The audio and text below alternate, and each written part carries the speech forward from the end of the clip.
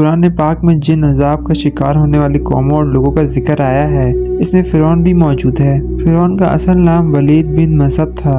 اس زمانے کے ہر بادشاہ کو فرعون کہا جاتا تھا۔ فرعون بنی اسرائیل قوم پر ظلم کرتا تھا اور غریبوں کا حق کھاتا تھا، اور جو اس کے حکم کا انکار کرتا ہے اس کو یہ قتل کروا دیتا۔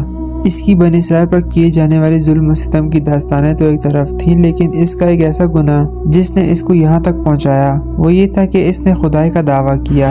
جب اللہ تعالیٰ نے اس کی بڑھتی ہوئی نافرمانیوں کو دیکھا تو موسیٰ علیہ السلام اور ہارون علیہ السلام کو اس کے پاس بھیجا۔ حضرت موسیٰ علیہ السلام نے اس سے کہا کہ اللہ نے مجھے اپنا پیغمبر اور نبی بنا کر تیرے پاس بھیجا ہے تاکہ میں تم سے دو باتیں کہوں۔ پہلی بات یہ کہ خدائے واحد یعنی اللہ پر ایمان لے آؤ، اور دوسرا بنی اسرائیل پر ظلم نہ کرو، ان کو اپنی غلامی سے نجات دے دو۔ جب حضرت موسیٰ علیہ السلام کی نصیحت کا اس پر کوئی اثر نہ ہوا تو اپنے وزیر حامان سے کہنے لگا کہ ایسی اونچی عمارت بنواؤ جس پر چڑھ کر میں موسیٰ کے خدا کو دیکھ سکوں، اور حضرت موسیٰ علیہ السلام کو کہا کہ اگر تو اس نصیحت سے باز نہ آیا تو تجھے قید میں ڈلوا دوں گا۔ حضرت موسیٰ علیہ السلام نے اسی وقت اپنا عصا زمین پر پھینکا جو خوفناک اژدہا بن گیا، اور یہ آپ کا ایک معجزہ تھا۔ یہ دیکھ کر فرعون کے درباریوں نے کہا کہ یہ موسیٰ ہمیں کوئی بہت بڑا جادوگر معلوم ہوتا ہے۔ تو فرعون نے اگلے دن حضرت موسیٰ کو شکست دینے کے لیے بڑے بڑے جادوگروں کو بلوایا، اور اسی دن حضرت موسیٰ علیہ السلام کو بھی بلوایا تاکہ انہیں یہ دکھایا جا سکے کہ ایک لاٹھی کو سانپ بنانا کوئی مشکل بات نہیں۔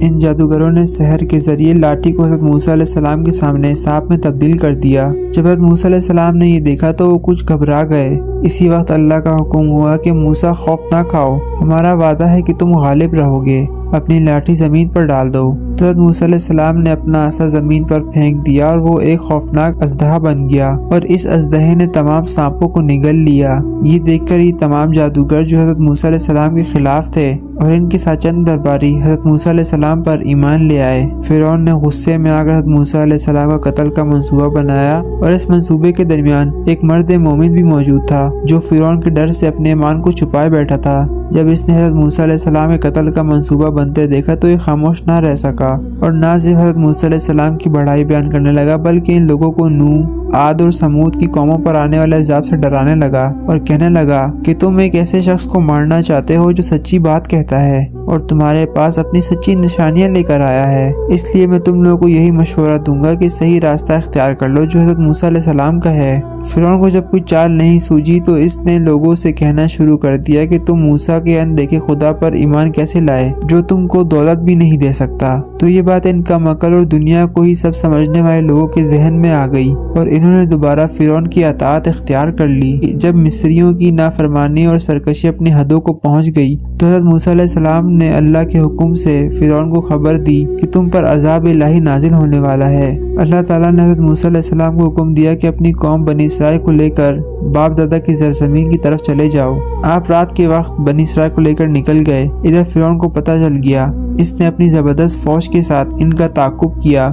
وہ پانی کے کنارے پر پہنچے تھے کہ اسی وقت فرعون اپنی فوج کے ساتھ آ گیا۔ حضرت موسیٰ علیہ السلام نے اپنی قوم کو تسلی دی کہ گھبراؤ نہیں، اللہ کا وعدہ سچا ہوتا ہے۔ اللہ تعالیٰ نے حضرت موسیٰ علیہ السلام کو حکم دیا کہ اپنی لاٹھی زمین پہ مارو۔ جب حضرت موسیٰ علیہ السلام نے بحر کلزوم کے پانی پر اپنی لاٹھی ماری تو سمندر دو حصوں میں تقسیم ہو گیا اور سمندر کے بیچ میں سے راستہ بن گیا۔ حضرت موسیٰ علیہ السلام نے اسی راستے کے ذریعے جو کہ سمندر کو کاٹ کے بنا تھا بحر کلزوم کو پار کر لیا۔ یہی دیکھا دیکھی فرعون جب اپنی فوج سمیت حضرت موسیٰ اور بنی اسرائیل کا پیچھا کرتے ہوئے اسی راستے کو پار کر رہا تھا اور اس کی فوج سمندر کے درمیان میں آ گئی تو اللہ کے حکم سے پانی اپنی اصل حالت میں واپس آ گیا اور فرعون اپنی فوج سمیت پانی میں غرق ہو گیا، اور اللہ تعالیٰ نے اس کے جسم کو آنے والے لوگوں کے لیے بھی نشان عبرت بنا دیا۔ اس کی لاش آج بھی نشان عبرت کے طور پر موجود ہے۔ ہمیں چاہیے کہ ان عبرت ناک واقعات کو سن کر اللہ کی پناہ مانگے اور اللہ کے راستے پر چلنے کی کوشش کریں۔ اللہ تعالیٰ ہمیں ہر قسم کے عذابوں سے محفوظ رکھے۔ اگر آپ کو یہ ویڈیو اچھی لگی ہو تو ویڈیو کو لائک کریں اور چینل کو سبسکرائب کریں، اور ویڈیو کو فرینڈز اور فیملی ممبر کے ساتھ شیئر کریں۔ اللہ حافظ۔